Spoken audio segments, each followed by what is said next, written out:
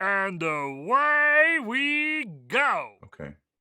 So, what is the biggest challenge been for you in this discovery?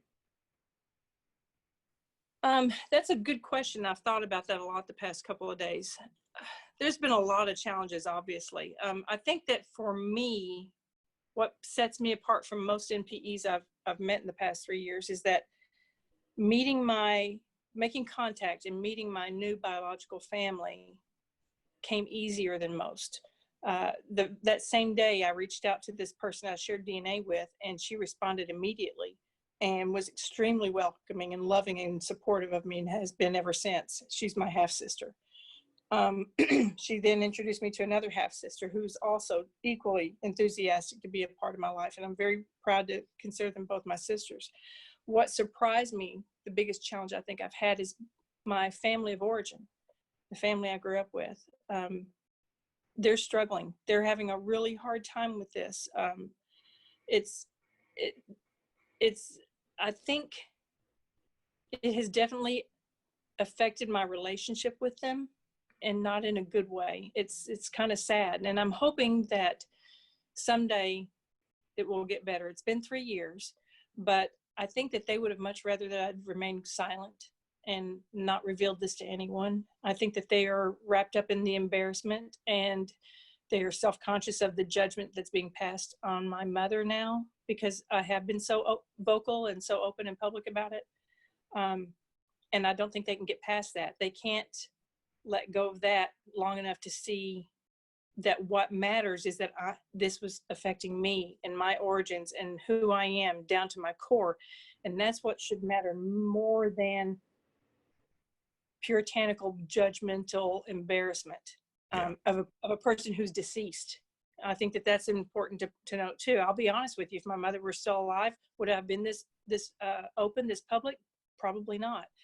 Yeah. Um, I love my mother very much, and I'm very proud of her. And I do not pass critical judgment on her and what happened, because I wasn't there when I don't know what she went through, Right. and it's not my place to judge. And I think that that's where my big goal is with being so public, is that I'm hoping that I can help the public change the way they think about family secrets, change the way they think about judging people and the choices that they made, whether they were right or wrong or good or bad.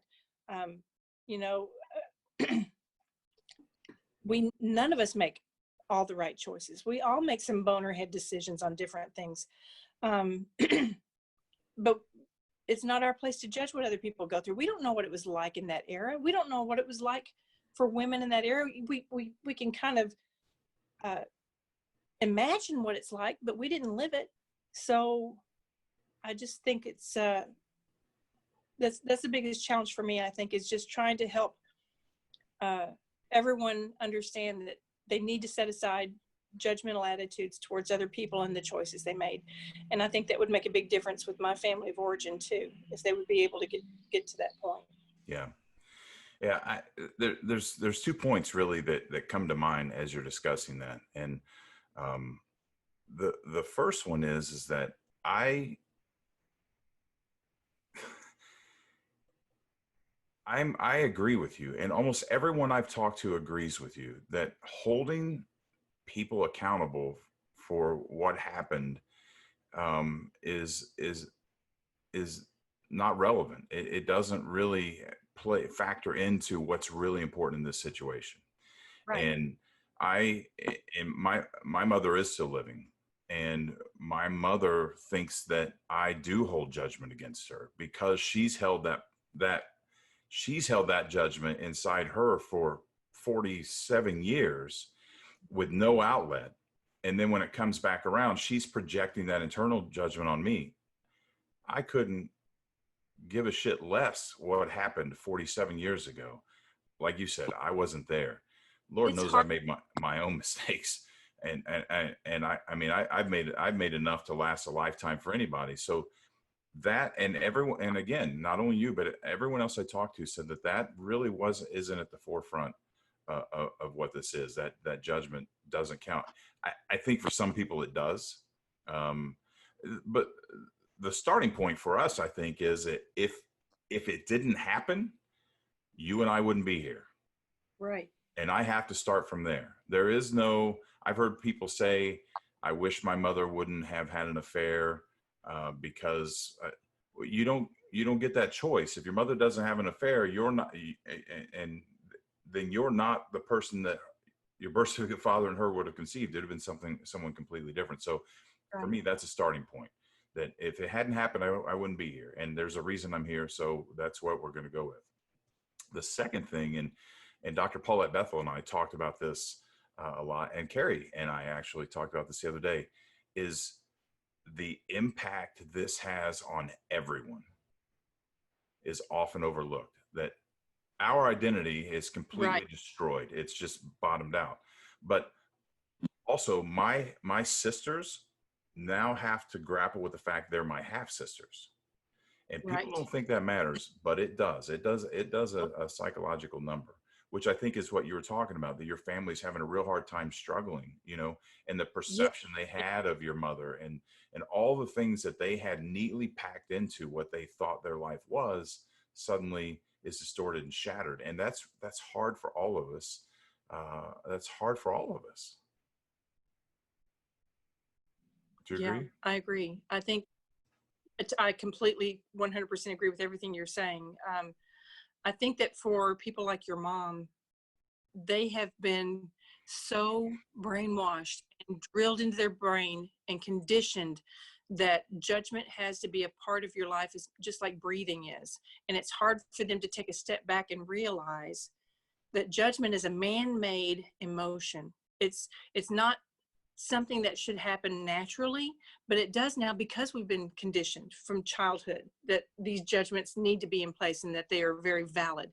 And it's only now, I think, with this DNA era that we're able to take a step back and go, okay, let's reevaluate. Why do we judge so much?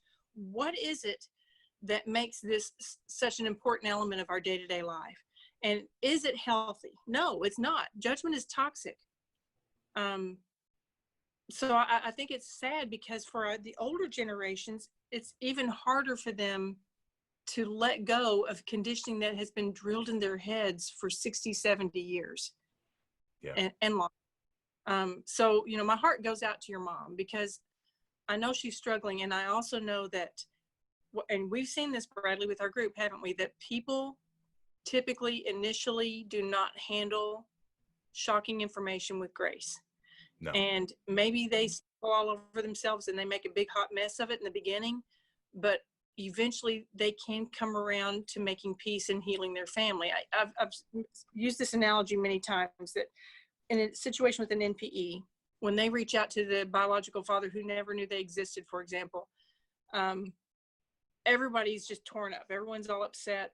The biological father's wife and kids are all upset. Everyone's all in a turmoil, and they slam the door in her face and say, I don't want anything to do with you, and never contact us again. Or they send a letter from an attorney saying, cease and desist or whatever.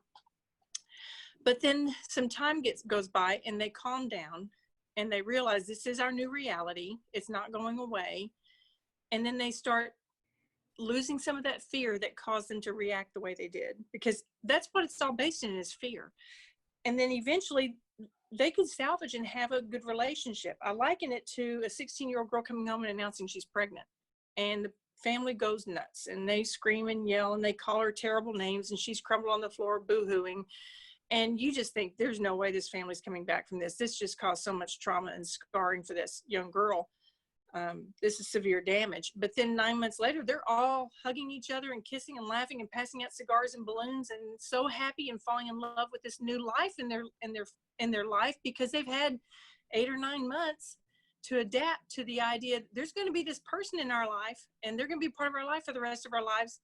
So they've had this time to adjust to that, and then they're able to accept that new person. I think it's a lot the same way. There's a lot of more often than not, people do not handle this surprise information with grace. And I think that's one of the messages I'd like to get out to anybody who's making this discovery, is that no matter how rocky it might be in the beginning of this discovery, engaging with family, old family and new family, just know that this is just one chapter in your life. It's not the end.